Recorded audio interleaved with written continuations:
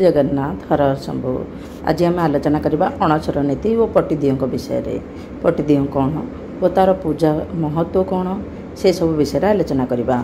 अणसर नीति देवस्थान पूर्णिमा परदिन ठारू नेत्र छव पर्यंत जगन्नाथ मंदिर में जगन्नाथ बलभद्र सुभद्रा ज्वर में पीड़ित हो उपचार घेनुथिबारु भक्त मानक दर्शन दियंती नाही। एही काल को अणसर बा अनबसर कहुए। स्नान जात्रा पर परंपरा अनुसार अनबसर नीति होता है।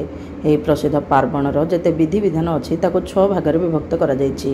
प्रथम है स्नान जात्रा, द्वितीय है अनबसर, तृतीय है श्रीगुंडीचा, चतुर्थ होछि आड़प, पंचम होछि बाहुड़ा, षष्ठ होछि नीलाद्रि विजे। याको षडांग संस्कार कहुए। आम शरीर भितर 6टी भल जिनिस अच्छी यथा सौंदर्य, वीर्य, औदार्य, गांभीर्य, माधुर्य, ऐश्वर्य। आउ 6टी खराब जिनस भी अच्छी काम, क्रोध, लोभ, मोह, मद, माश्चर्य। यही सबू 6र समाहार मनीषर जितेबले जीवन सरीजीव, जीवन व्यापी साधना सरी जाए 6 खुंडी काठरे ताकू नियाजिब। 5 हेबनी कि 7 हेबनी 6 कोटी काठरे ताकू निया जाए। षडांग विधि भितर पालित हुए अणसर नीति।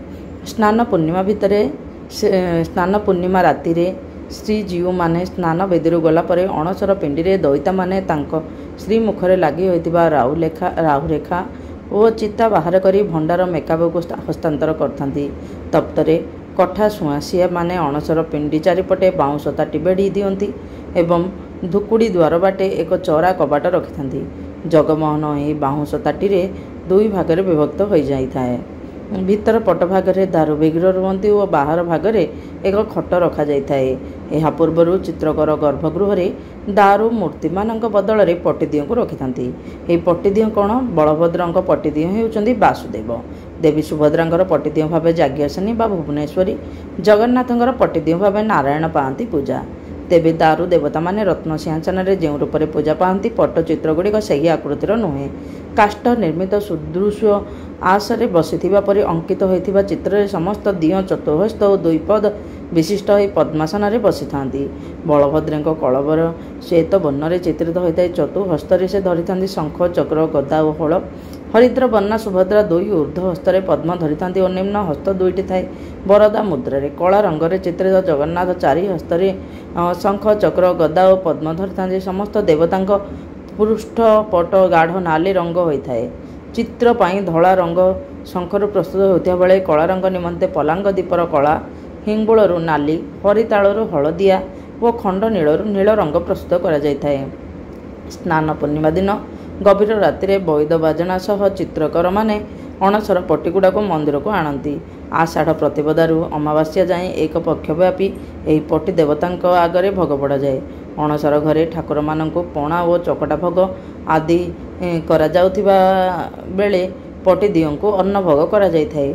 गर्भगृह संलग्न दक्षिण घरू सेवायत माने 7 गोटी चलती प्रतिमा आनी अणसर घर बाहर पटे पका जाइथिबा गोटे खट उपरे रखती। बलभद्र आस्थान समीप राम, नृसिंह और दलगोविंद विग्रह रहे। सुभद्रा समीप रहे लक्ष्मी और सरस्वती पितुलाद्वय एवं श्री जगन्नाथ सम्मुखें रहे मदन मोहन और कृष्ण प्रतिमूर्ति।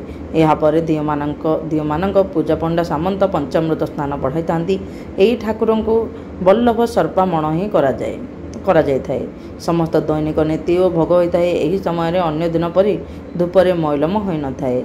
पट्टिदियों एवं सेठारे थिबा चलती विग्रह को रात्र बड़ सिंहार भोग परे और पहुड़ पूर्वर अणसर थिबा दारुदियों पाखे चकटा भोग होता है। ज्वर होगा पर श्रीजीव मानक उपचार करने निमंते दैतापति सेवक और अन्य सेवक माने ठाकुर मान को अणसर घर को जगन्नाथ मंदिर रे जगमोहन चंदन अर्गली निकटरे थिबा एक स्थान को नियंती। यही समय महाप्रभु देहरे चुआ, कर्पूर, कस्तूरी और चंदन लेपन करा सह पारंपरिक उपचार करा जाए। अणसर घरे केवल दैता सेवक माने अर्थात विश्वावसुक वंशधर माने सेवा कार्य करती। वर्षक 12 मास मध्य पति महापात्र बा ब्राह्मण मान सेवा 11 मास एवं दैता मान सेवा 1 मास। यह आषाढ़ कृष्ण प्रतिपदार नीलाद्रि विजे जाए 14 दिन धरी करा जाए। केवल दैता और पति महापात्र सेवक अणसर गृह को गुप्त नीति निमंते प्रवेश करथांती। अणसर नीति और श्रीअंग फिटा कौन? स्नान मंडप रे स्नान द्वारा अदा पाट वस्त्र को अणसर गृह रे अलागी करा जाए। यह श्रीअंग फिटा कहुए। यही समय दारु रूप को कराल रूप करा जाए। श्रीअंग फिटा ଓ କରାଲ ହେଉଛି ଶ୍ରୀଅଙ୍ଗ ନିରାପତ୍ତା ପାଇଁ ଏକ ପ୍ରତିଷେଧକ ବ୍ୟବସ୍ଥା। ଆଷାଢ଼ କୃଷ୍ଣ ପ୍ରତିପଦରୁ ଚତୁର୍ଥ ବିଗ୍ରହଗୁଡ଼ିକର ମରାମତି ସହ ଠାକୁରମାନଙ୍କର ଅଙ୍ଗର ବସ୍ତ୍ରକୁ ଉତାରି କରାଳ କାମ କରାଯାଏ। ଶ୍ରୀଅଙ୍ଗରେ ଲାଗିଥିବା କସ୍ତୁରୀ, ଝୁଣା, ଚୁଆ ଓ ଚନ୍ଦନ ଲେପକୁ ଅଲଗା କରାଯାଏ। ଅଲଗା ହେଉଥିବା ପଦାର୍ଥମାନଙ୍କୁ କରାଳ କୁହାଯାଏ। ଏହି ସମୟରେ ଜଗନ୍ନାଥଙ୍କ ସ୍ଥାନରେ ଭକ୍ତମାନେ ବ୍ରହ୍ମଗିରିର ଅଲାରନାଥଙ୍କୁ ବିଷ୍ଣୁ ରୂପରେ ଦର୍ଶନ କରନ୍ତି। ଅଣସର ସମୟରେ ଅଲାରନାଥଙ୍କୁ ଦର୍ଶନ କରିବାର କିମ୍ବଦନ୍ତୀ କ'ଣ ରହିଛି? ପରମ ତାନ୍ତ୍ରିକ ବାବା ଅଲବନ୍ଦାଚାର୍ଯ୍ୟ ନାମକ ଜଣେ ତନ୍ତ୍ର ସାଧକ ମହାପ୍ରଭୁଙ୍କ ଦର୍ଶନ ପାଇଁ ଶ୍ରୀମନ୍ଦିରକୁ ଆସିଥିବା ସମୟରେ ଅଣସର ହେତୁ ଦର୍ଶନ ପାଇପାରି ନଥିଲେ।